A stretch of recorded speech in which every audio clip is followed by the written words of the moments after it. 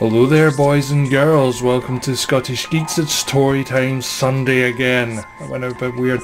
Anyway, I was going to be reading Candle Cove, Bob Arp requested it, but I'm not sure which one it is he wants me to read. So Bob Arp, if you want me to read it, please do leave a link in the description to the actual story that you want me to do.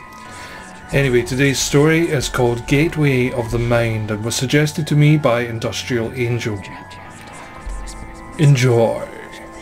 In 1983, a team of deeply pious scientists conducted a radical experiment in an undisclosed facility. The scientists had theorized that a human without access to any senses or ways to perceive stimuli would be able to perceive the presence of God. They believed that the five senses clouded our awareness of eternity. Without them, a human could actually establish contact with God by thought. An elderly man who claimed to have nothing left to live for was the only test subject to volunteer. To purge him of all his senses, the scientists performed a complex operation in which every sensory nerve connection to the brain was surgically severed. Although the test subject retained full muscular function, he could not see, hear, taste, smell, or feel. With no possible way to communicate with or even sense the outside world, he was alone with his thoughts. Scientists monitored him as he spoke aloud about his state of mind and jumbled slurred sentences that he couldn't even hear. After 4 days, the man claimed to be hearing hushed, unintelligible voices in his head. Assuming it was the onset of psychosis, the scientists paid little attention to the man's concerns. 2 days later, the man cried that he could hear his dead wife speaking with him, and even more, he could communicate back. The scientists were intrigued, but were not convinced until the subject started naming dead relatives of the scientists. He repeated personal information to the scientists that only their dead spouses and parents would have known. At this point, a sizable portion of the scientists left the study.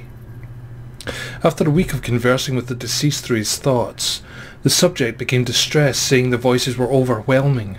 In every waking moment his consciousness was bombarded by hundreds of voices that refused to leave him alone. He frequently threw himself against the wall, trying to elicit a pain response. He begged the scientists for sedatives so he could escape the voices by sleeping. This tactic worked for 3 days until he started having severe night terrors. The subject repeatedly said that he could see and hear the deceased in his dreams. Only a day later, the subject began to scream and claw at his non-functional eyes, hoping to sense something in the physical world. The hysterical subject now said the voices of the dead were deafening and hostile, speaking of hell and the end of the world. At one point he yelled, "No, no heaven, no forgiveness," for 5 hours straight. He continually begged to be killed, but the scientists were convinced that he was close to establishing contact with God. After another day, the subject could no longer form coherent sentences. Seemingly mad, he started to bite off chunks of flesh from his arm. The scientists rushed into the test chamber and restrained him to the table so he could not kill himself.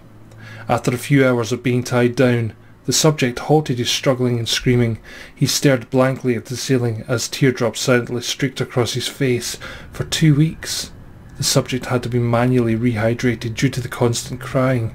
Eventually, he turned his head and despite his blindness made focused eye contact with the scientist for the first time in the study, and he whispered, "I have spoken with God, and He has abandoned us." His vital signs stopped. There was no apparent cause of death. Holy shit, when are scientists ever going to learn? Seriously, science and religion don't go together. Oh my god, it's just one of those things. It's like, you put science into the same bit as religion. Not going to work. Never going to work. Always going to come out wrong. Anyway guys and girls, I hope you enjoyed this. Please do remember to like, favourite, comment and subscribe. And until next time, bye bye.